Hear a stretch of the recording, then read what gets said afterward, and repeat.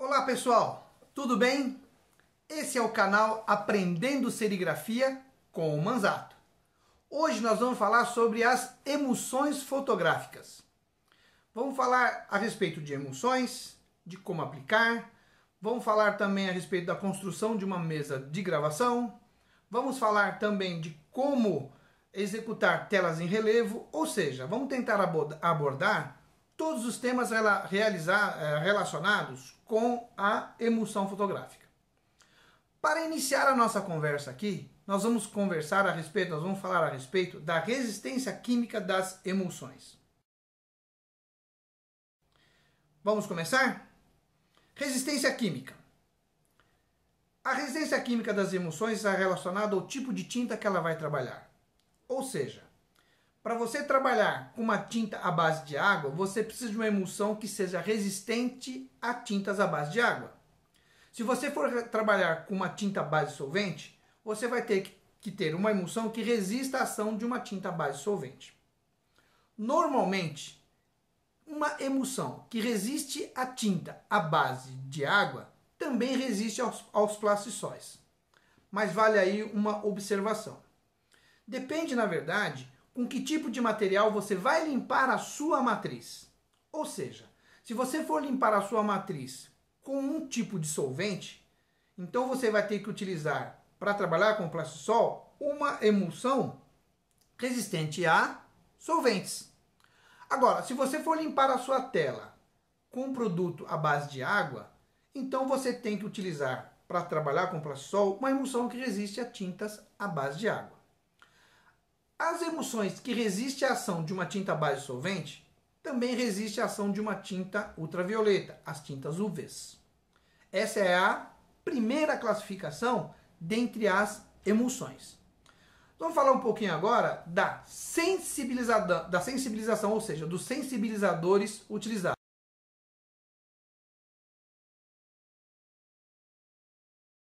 Então vamos lá, sensibilizadores utilizados. Nós temos aí o bicromato, nós temos o diazo, temos o fotopolímero e temos as duplas curas, que são fotopolímero com o diazo. Então são dois sensibilizantes atuando na mesma emulsão. Essa é uma outra classificação, então relacionado à sua sensibilização. Lembrando sempre também que esses sensibilizantes, eles reagem da seguinte maneira. Para você trabalhar com bicromato, basta você trabalhar com qualquer tipo de luz branca, de fonte de luz branca. É claro que se ela contiver maior índice de raios ultravioletas, melhor. Então, uma fluorescente muito boa, você já consegue trabalhar com o bicromato. Para você trabalhar com uma emulsão de diazo ou de fotopolímero, você precisa de uma lâmpada que seja rica em raios ultravioleta.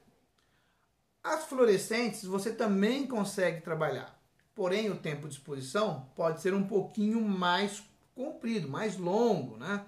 Isso pode atrapalhar, isso pode afetar o nosso trabalho, ok? Bom, e a maneira de preparo de cada tipo dessas emulsões? Então nós temos a de bicromato, diazo, fotopolímero e as dupla cura, diazo com fotopolímero. Para nós trabalharmos com o bicromato, nós devemos fazer o seguinte: nunca, jamais, você pegar todo o conteúdo do bicromato e despejar no pote de sua emulsão, a não ser que você vá usar todo esse pote até no máximo durante 4 dias. O bicromato tem alguns problemas, mas vamos com calma. Então, para você fazer a sua mistura, então seriam 10% de bicromato em relação à quantidade de emulsão que você tem. Então, se você for fazer por partes, então se você for usar uma certa quantidade, 200 ml, 300 ml, 10% disso você vai colocar o bicromato, ok? Bom, quando nós trabalhamos com o diazo é diferente. O diazo normalmente ele é um pó, e esse pó você tem que diluir ele em água. Qual é a forma de diluição? Ou seja, então você vai pegar para um pote de 900 ml, você vai pegar o seu conteúdo de pó e vai adicionar nele 90 ml de água. De preferência, uma água que seja desmineralizada, de preferência uma água que seja destilada, mas de origem farmacêutica. Mas se você não tiver nenhum desse tipo de água, usa a água que você tem. Você vai colocar lá 90, no máximo 90 ml dentro desse potezinho. Você vai agitar, fazer a agitação dele e fazer o preparo.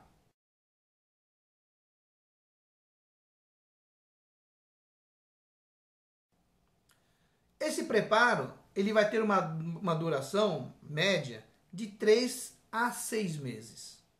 Olha que maravilha. Enquanto no bicromato você tem apenas até no máximo 4 dias. Com diazo, depois da mistura, você tem de 3 a 6 meses de vida útil. E as de fotopolímero puro? As de fotopolímero puro não precisa, em hipótese alguma, de você executar nenhum tipo de diluição, porque elas já estão prontas para o uso. Olha que maravilha. E a validade delas está 2 anos, mesmo depois de aberta. E tem outra vantagem muito importante. Essa emulsão, ela reage muito rápido também.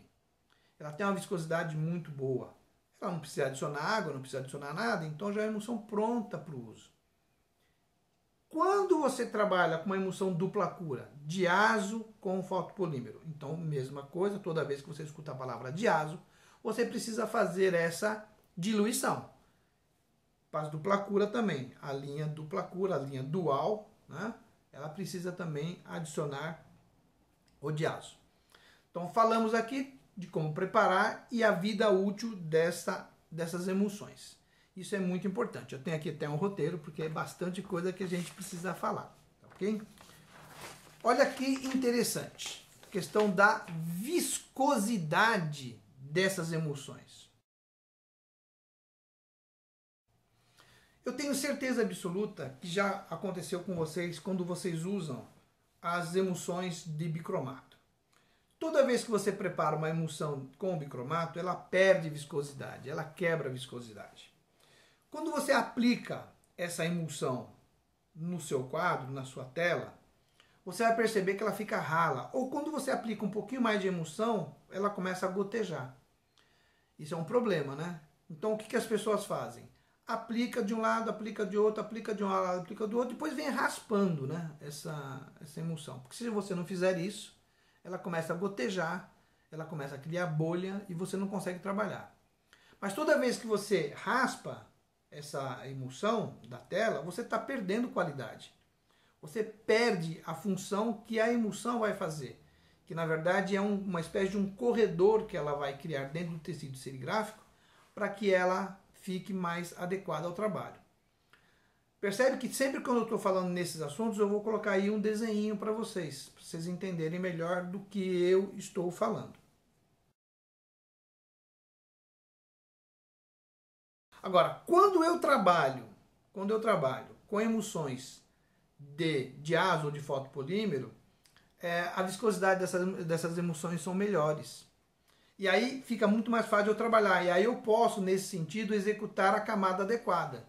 Quando você trabalha com uma emulsão de diazo, ela não quebra a viscosidade. A viscosidade dela, quando quebra, é muito pouco. Então você consegue trabalhar adequadamente. Então aplicar 2 camadas por fora, 2 por dentro e põe para secar sem mexer na camada. Ou 2 por uma, põe para secar sem mexer na camada. Ela vai criar o quê? Vai criar uma camadinha, vai criar uma coisa bacana para ela ter esse corredor onde a tinta vai correr, onde vai depositar, e aí com essa camada ela não vai ter essa possibilidade de nem correr para um lado nem para o outro, evitando isso e vai evitar a serrilha, evita um monte de problema, né? Isso é muito, muito, muito, muito importante, né?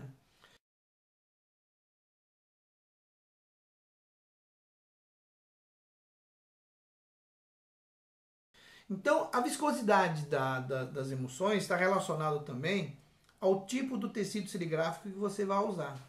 Quando você trabalha com um tecido serigráfico, que ele é um tecido muito aberto, e você utilizar uma emulsão com pouca viscosidade, ela vai escorrer. Então, por isso que existem diversos tipos de emulsões, cada qual para o seu trabalho. Essa é uma questão que todo mundo pergunta. Nossa, por que existe tanta emulsão assim no mercado, né? É porque para cada tipo de trabalho, a gente executa isso de uma maneira diferente. precisa de um relevo diferente, precisa de um trabalho diferente. Por isso que existe uma emulsões aí no mercado, que são uma quantidade bastante grande, né? Depende de diversos fatores, né? Então, o conteúdo de sólidos de uma emulsão ela é muito importante. Como que eu defino uma boa emulsão? A emulsão é aquela que está de acordo com a minha tinta que eu vou trabalhar. Está de acordo com a lineatura que eu vou trabalhar do meu tecido serigráfico. Está de acordo com a capacidade de camada que ela vai executar. E quanto mais sólidos tiver uma emulsão, melhor ela. Ela é melhor. Por quê? Porque ela tem mais corpo. E isso vai te favorecer em um monte de fator. Favorece, por exemplo, nos detalhes finos de um desenho. Vai favorecer demais aí na hora de você executar uma impressão. Ela vai suportar mais impressões. Tudo isso favorece. Então, sempre que possível, evita o bicromato. Que às vezes as pessoas falam, mas o bicromato é barato, eu trabalho com qualquer lâmpada. Mas você pensa que está ganhando dinheiro, mas você não está ganhando dinheiro. Você está perdendo dinheiro porque você está perdendo em qualidade também. Ok? Isso é muito importante. Nós vamos falar agora também das maneiras de como eu vou emulsionar. Como que eu posso fazer o meu emulsionamento com os diversos tipos de emulsões. Ok? Segue aí!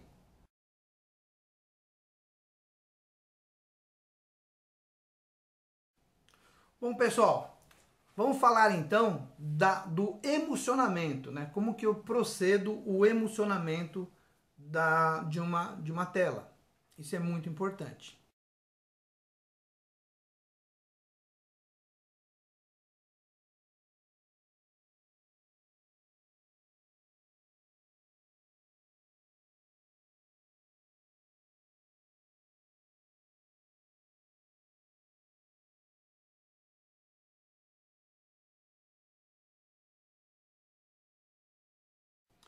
Esse emulsionamento ele pode ser feito manualmente, com auxílio de um cavalete, ou até mesmo automatizado. Né? Para quem está começando, claro, manualmente. Né? Então nós temos de novo lá o manualmente, tem um desenho aí do manual.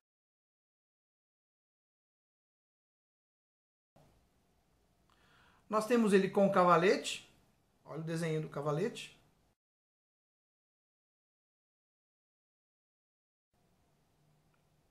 Nós temos então também os automatizados. Olha o desenho aí de uma máquina automatizada.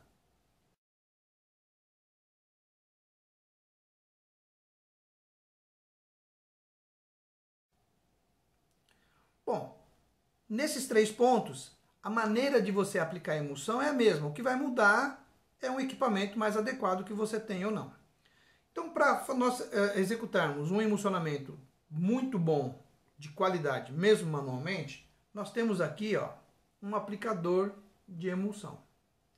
Ele tem 2 hastes, isso aqui ele é removível, né? Essas tampas aqui elas são removíveis, na hora de você fazer a limpeza ela é melhor.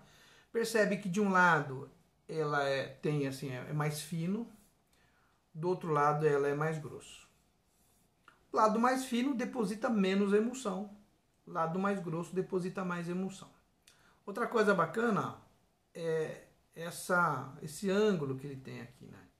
Esse ângulo que ele tem é para você encostar isso aqui na tela, para você poder fazer um emulsionamento mais adequado. Né? Ele é bem anatômico, né? E é bacana também que você pode deixar ele num local e você consegue pegar, trabalhar com ele sem muito problema. E você vai despejar então a emulsão aqui. Né? Como que a gente executa um emulsionamento básico, o emulsionamento mais básico que tem? Quando você tem uma boa emulsão, a gente trabalha 2 e 2 ou 2 e 1. Poxa, o que é esse 2 e 2, o que é esse 2 e 1, né? A gente sempre inicia o emulsionamento por fora da tela. Então, 2 e 1, então você vai aplicar 1, 2, você vai virar para cá, você percebe que eu inverti o sentido, e 1. E depois você vai pôr para secar nessa posição aqui, a posição que toca o substrato. Ok? Se eu for fazer 2 e 2, mesma coisa, né, pessoal? Vou até levantar aqui para mostrar melhor para vocês, ó. Então você vai trabalhar aqui assim, ó. Uma e 2, ó. Procura tocar na tela, né? Com uma certa pressão, você aplica uma, depois você aplica a outra. Lembrando sempre, menos emulsão, você vai trabalhar com esse lado, no lado mais fino, mais emulsão, você vai trabalhar com o lado mais grosso. Outra coisa que você vai perceber é que o meu aplicador de emulsão, ó, ele cobre praticamente todo o quadro. Ó. Isso é importante. Não pode ter um emulsionador pequeno para você emulsionar de parte e depois de parte, porque ela vai encavalar e ficar feio, fica horrível. Não pode. Não é aconselhável. Então você vai aplicar aqui assim, ó. Uma e 2. Quais são os tipos então de aplicação que eu posso fazer? Eu posso fazer 2 e 2, 2 e 1. Posso fazer 3 e 3, 3 e 2. Claro que quanto mais emulsão você vai colocar, a emulsão tem que ter corpo, né? A emulsão tem que ter uma viscosidade adequada, para no momento de você colocar para secar, ela não escorrer, né? Ela não dá bolha, né? Isso é muito importante. E essas maneiras de aplicar a emulsão vale também para o sistema automatizado, ok? Ela vale para o sistema automatizado também. Só a única coisa que vai ter é que você vai ter uma aplicação mais uniforme, né? Bem melhor do que você aplicar na mão. Então as grandes indústrias, né, elas possuem isso. Bom, isso nós estamos colocando para você fazer numa emulsão, aplicação de uma tela plana. E quando eu preciso de relevo, aqueles relevo alto? Bom, primeiro que você vai precisar de uma emulsão que tenha também uma quantidade de sólidos e uma viscosidade boa também para que ela tenha um relevo. Mas para relevo muda um pouquinho. Como que é que muda, né? Então eu vou fazer um relevo básico aqui, simples, né? Então quando você for trabalhar com uma tinta base d'água ou plastisol, normalmente para fazer relevo é o plastisol, você vai executar da seguinte maneira, ó. Sempre por dentro, pessoal. Relevo, ó. Então vamos lá. Vou até deixar aqui o título. Emulsões para relevo. Vamos lá? Emulsões para relevo. Funciona assim então. Primeiro, eu aplico 4 por dentro. Uma. Se você decide também, tá? Se é do lado mais fino ou do lado mais grosso. Lembrando que o lado mais fino menos emulsão, o lado mais grosso mais emulsão. Você quer do lado mais grosso? Então, olha lá, vamos do lado mais grosso. Ó. Uma,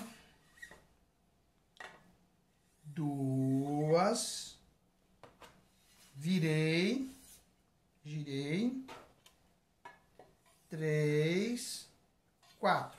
Feito isso, você vai retirar toda a emulsão daqui, mas só na de relevo. Por quê? Para mantê-la bem plana. Então você vem e recolhe. Ó. Recolheu? Volta para lá agora para você fazer terminar de emulsionar. Por quê? Porque aqui você deixou ela bem plana, deixou ela adequada para poder receber agora o relevo. Então, ó, virei. E agora eu vou aplicar, ó. 1, 2, 3, 4. É 8 que eu quero? Virei, girei ela aqui de novo, ó. Vamos lá. Mais 4. 1, 2, 3 e 4. Claro que com a emulsão de relevo, você tem que aplicar isso com mais calma, né? Porque ela é uma emulsão um pouco mais pesada. Depois que você fez isso, você construiu a camada de emulsão. Aí põe para secar nessa posição aqui, ó. Põe para secar nessa posição, secou, aí você vai lá para a mesa de fotoincisão, para a mesa de luz, para executar o trabalho, ok? Então essas são as maneiras. Eu vou até deixar agora aqui uns desenhos aí, quando você trabalha com uma emulsão que ela não tem uma viscosidade boa, e o problema que ela ocasiona, porque ela vai perder em planeidade. E a planeidade de uma matriz ela é fundamental para que a sua impressão fique perfeita também. Então vamos lá?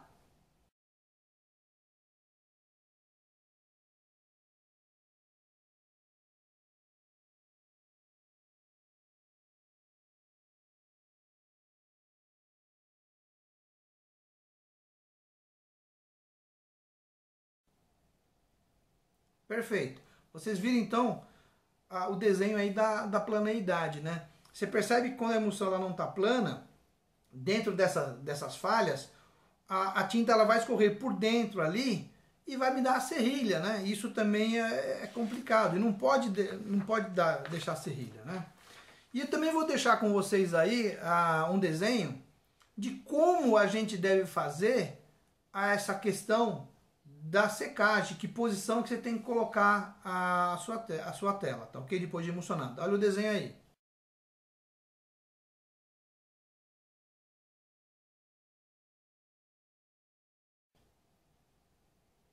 Perfeito?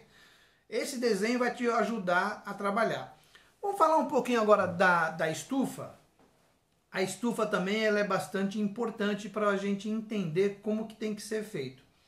Eu vou colocar o desenho aqui de uma estufa ideal. Vamos lá.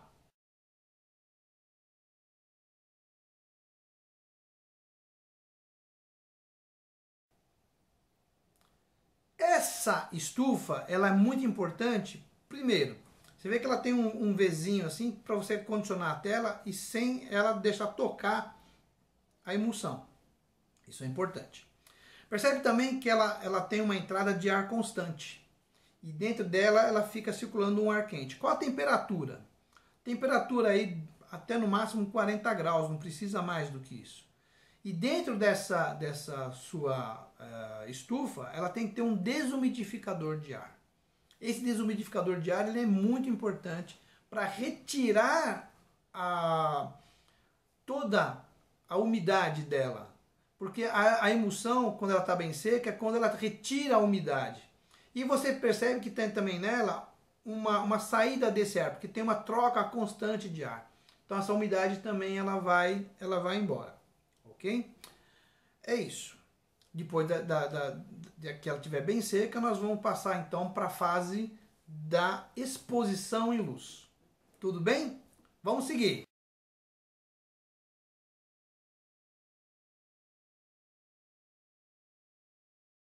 Pessoal, vamos falar agora então da exposição em luz.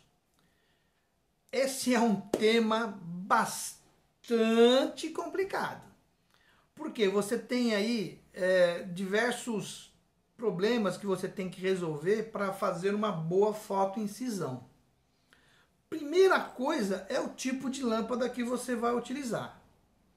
Então vamos lá, se você usar aquelas lâmpadas, aqueles refletores halógenos, você só vai conseguir trabalhar com emulsões de bicromato. Porque essas lâmpadas, as halógenas, ela emite muito calor e pouco raio ultravioleta. É a questão também daquelas famosas lâmpadas fotofluid.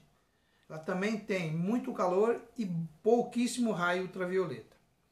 Então, para você trabalhar sem muito problema, vai uma dica aí. Tem que ter uma lâmpada, então é a lâmpada, reator e refletor. Para começar, você pode trabalhar com aquelas HQA de 400 watts. Está o nomezinho aí, ó. HQA 400 watts. Sempre com reator e refletor. Você pode trabalhar com as HQI de 1000 a 2000 watts. Ou as melhores que tem são as vapores de mercúrio, vapor metálico, as de gálio, que vocês vão encontrar em até 4.000, 5.500. Mas aí já são lâmpadas mais profissionais. Aí você tem que ter um equipamento mais profissional, ela puxa uma energia bastante grande, né? Para a gente começar, se você começar com uma HQA de 400, você já está de bom tamanho o trabalho. Outra coisa é o tamanho dessa mesa que você tem que ter.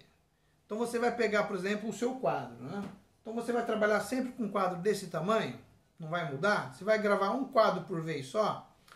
Qual que é a distância que eu tenho que ter do vidro até a lâmpada? Então ela tem que ter no mínimo a distância dessa diagonal aqui, ó. Daqui a aqui, diagonal. Então você pega a tela, vem daqui a aqui. Essa medida é a distância entre o vidro e a lâmpada.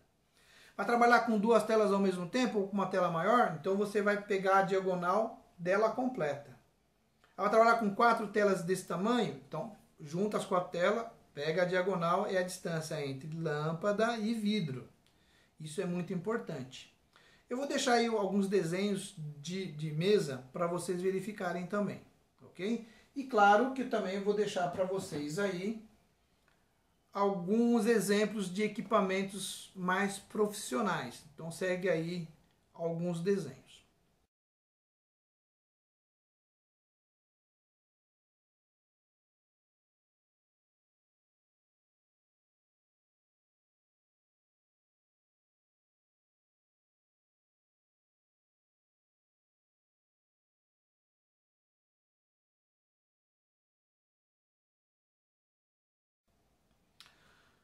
Todo mundo me pergunta também a reação das lâmpadas LED UV. Gente, essa tecnologia ainda está bastante no começo, mas nós já tivemos aí boas influências, bons resultados na utilização dessas lâmpadas LED, desde que ela seja UV. A lâmpada LED UV, a fita de LED UV, ela dá uma cor azulada, ela não é branca, ela é uma cor azulada. E se você quiser construir uma mesa dessa, você teria que fazer o seguinte: colocar várias fitas de LED e a distância do vidro tem que estar mais ou menos aí uns 5 centímetros. Essa não pode grudar na mesa. Agora, pensa bem comigo. Toda vez que você tem vários pontos, vários focos de luz, isso traz para a gente algumas sombras. E nessas sombras, esses raios eles se cruzam. E quando esses raios se cruzam, não é muito bom trabalhar porque ela vai te dar algum tipo de serrilha. Não estou dizendo para não fazer. Só estou alertando vocês que pode dar algum tipo de problema. Né? Então, às vezes, para você conseguir um detalhe um pouco mais fino, você pode ter algum problema. Vai depender muito do trabalho que você vai executar. Quando você vai construir uma lâmpada com tubos fluorescentes, preferência tubo V, aí é diferente. Você tem que deixar a lâmpada uma bem encostadinha da outra e rente no vidro. Isso vai te dar um resultado bastante satisfatório. Mas ainda não existe nada melhor do que a fonte única. A fonte única é a última palavra em termos de mesa para fotogravação. Ainda são as melhores. Aí chega o que, né? Ao temível. Como é que eu vou descobrir o tempo de exposição de cada trabalho?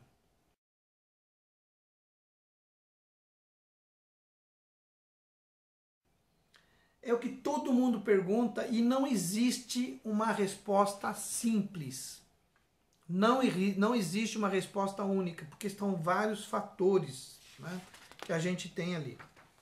Então vamos listar aqui alguns fatores que pode dar problema para a gente achar o tempo de exposição. Vamos lá. Tempo de exposição. Fatores que alteram o tempo de exposição. Tipo da fonte e sua potência. Quanto mais potente for a sua lâmpada, menor o tempo de exposição.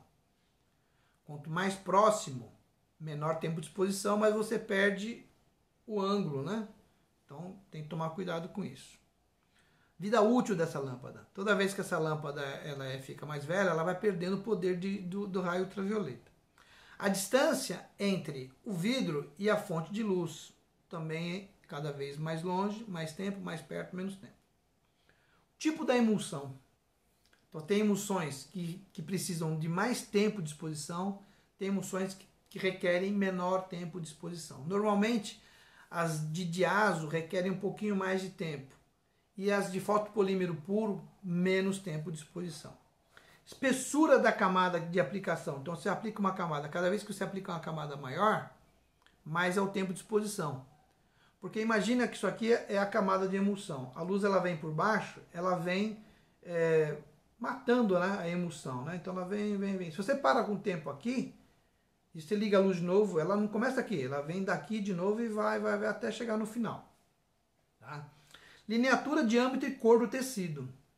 Tecido branco, menos tempo, mas você corre mesmo assim o risco de serrilha. Aí eu até ia te convidar a olhar de novo o vídeo sobre tecido serigráfico, e eu falo um pouco lá sobre isso. O diâmetro e a cor do tecido eu já falei, né? o tipo do fotolito e o tipo de transparência. Então, se tem um fotolito com muito detalhe fino, você precisa de menos tempo. Se o fotolito ainda for opaco, mais tempo. Então, você vê, a gente fica correndo atrás aí de encontrar o tempo de exposição ideal. Detalhes do desenho. Então, tudo isso é fator. Agora, existem ferramentas que a gente pode se utilizar para achar o tempo de exposição, né? Então vamos lá, nós temos o que? Para tentar aí ajudar o tempo de exposição. Nós temos aqui uma escala, uma escalinha. Essa escala é a escala HB. Tá? Essa escala HB ela ajuda a gente a achar o tempo de exposição. Eu vou explicar como que usa. Mas existe uma outra maneira também, né? Então vamos lá. Sua tela já está seca, já está colocada em emulsão. E você vai ter que fazer um teste para saber qual é o tempo de exposição, que eu também não sei. Né? Então imagine que essa tela está emulsionada. Né? Então nós temos a mesa de luz aqui embaixo. Acionamos aqui a luz, um tempo determinado. Vamos supor que você tenha aí colocado 2 minutos. Você sabe se o tempo está certo? Nem eu não sei. Então, para que você não desmanche toda a tela, o que você vai fazer? Então você vai, tiver com peso, alguma coisa, tira os pesos, né? E você vai pegar uma gotinha de água, coloca num potinho, você molha o dedo e põe no vidro. Então essa é a sua referência. Depois você pega, molha o dedo na água de novo e coloca longe do desenho, numa parte aqui onde está a emulsão. Espera um pouquinho e esfrega. Esfregou esse dedo depois que está molhadinho, você vai colocar do lado daquela gotinha de água que você colocou. Se a sua tela, né, se a sua emulsão tiver já seca, a água vai sair cristalina. Então você achou o tempo de exposição. Se tiver muito escura a água, esse tempo está longe. Então você colocou 2 minutos, então você coloca lá, não desmancha a tela não. Volta todos os pesos lá, liga a lâmpada de novo, coloca lá mais 2 minutos. Então já são 4 minutos. Repete o teste. Vamos supor que agora, quando você fez o teste, essa água está cristalina novamente. Aí está cristalina, aí está legal. Põe para revelar. Se você revelou, ela ficou legal, aí você achou o tempo de exposição. Então, para aquele trabalho, para aquela emulsão, para aquela camada, para aquele tecido, você achou o tempo de exposição. Se você for repetir, você vai usar de novo os mesmos 4 minutos. É uma maneira. Existe então também essa outra maneira que é com a escala. Então olha lá, o desenho da escala eu vou explicar para vocês como é que é. Mostra o desenho aí.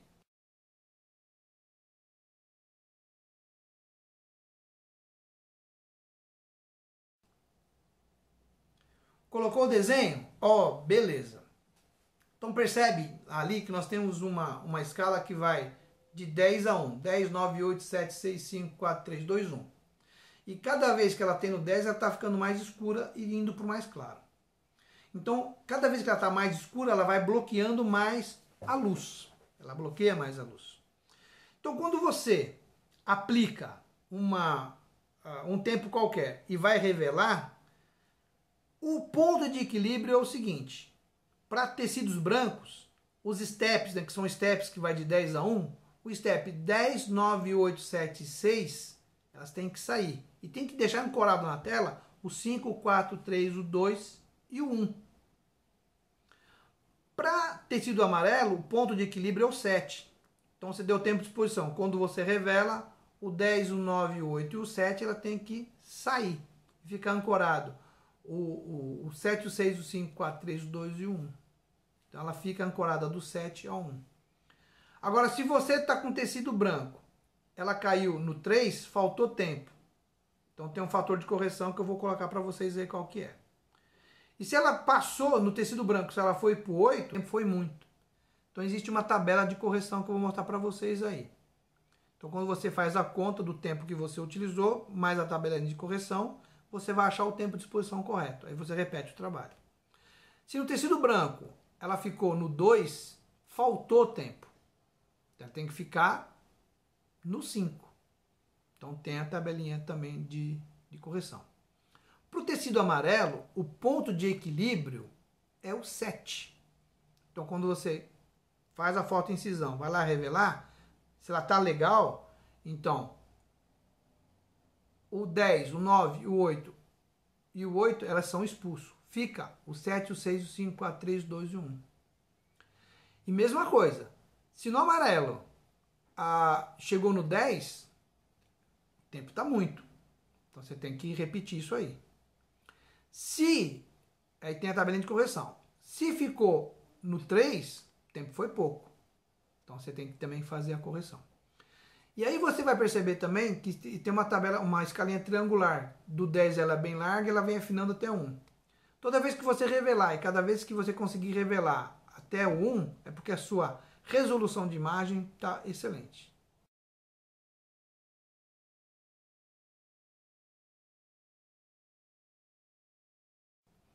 E você tem também umas escalinhas aqui, ó, embaixo, que ela é reta, angulada.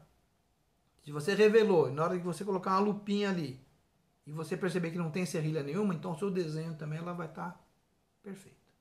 Ok? Então esse é um jeito da gente descobrir também o tempo de exposição. Isso é muito importante porque o tempo de exposição ele é fundamental para que a sua matriz dê boa resistência, dê bom trabalho. Isso é muito importante. Então quando você faz lá a revelação.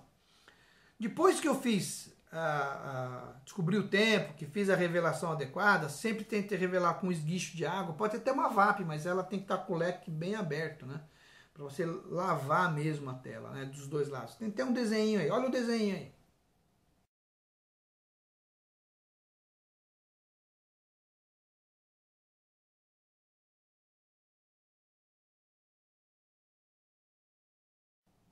Então, feito esse desenho, você percebe que ela está bem revelada, bacana. Mas para garantir, eu sempre uso o antivéu, o HB70. Acabei de revelar, ela está bem revelada, perceba que ela está bem revelada, então você vai pegar o seu quadro, né? E vai olhar bonitinho numa luz, se ela está bem revelada, se ela está bem certinha, bem legal. Revelou. O que eu faço? Com um borrifadorzinho dentro do meu HB70, eu vou borrifar primeiro pelo lado de dentro, depois pelo lado de fora, em seguida eu enxago. Então tenho certeza que a minha emulsão toda está reagida e bacana.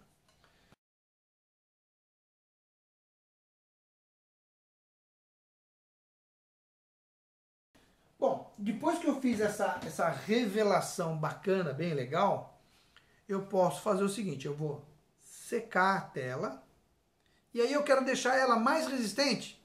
Então você pode trabalhar com os endurecedores ou com os catalisadores. Os endurecedores você consegue até depois recuperar e os catalisadores já fica um pouquinho mais difícil de retirar a tela. Mas sempre com a sua tela seca, você aplica o produto, joga em cima o produto com uma esponjinha, pode ser uma esponjinha que nem essa aqui. Você faz o espalhamento do produto aqui, depois vira aqui, espera lá uns 5 minutinhos, sopra as áreas abertas, tem que tirar o produto das áreas abertas, senão ele pode cristalizar, e você vai jogar isso numa estufa. A estufa, 60 a 70 graus, meia horinha, já vai estar legal. Não tem estufa, coloca num sol bem quente. Mas o ideal é estufa, ok? É isso aí que a gente tem que entender.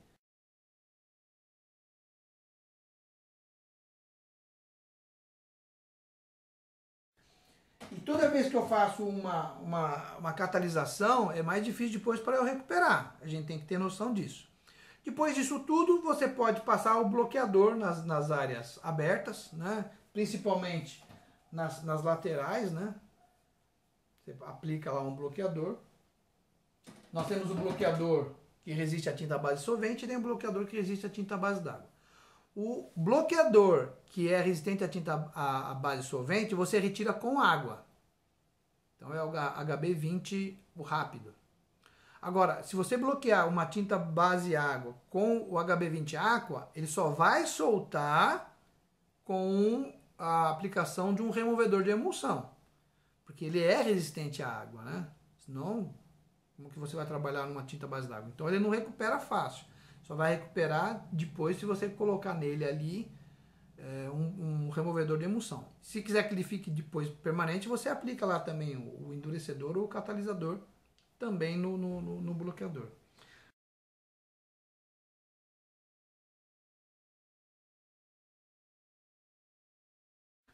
Pode fazer dessa maneira também. E tudo isso que eu estou falando, estamos ilustrando aí com desenhos. Vocês estão vendo aí os desenhos aí. Se ficou alguma dúvida aí, por favor, entre no meu canal, faça as perguntas. Estou deixando para vocês aí o meu contato. E eu vou tentar tirar as dúvidas da melhor maneira possível. Tá bom? Aprendendo serigrafia com o Manzato. Nós na fita, que a gente fala, né? E conto com vocês aí para divulgar o meu canal. Estou à disposição de vocês. Tudo bem? Pessoal, muito obrigado. Não esqueça de dar aquele like, não se esqueça de ativar as notificações. Não se esqueça de se inscrever no meu canal. Tudo bem? Aprendendo serigrafia com o Manzato. Obrigado, pessoal. Até o próximo vídeo. Valeu, muito obrigado, viu? De coração.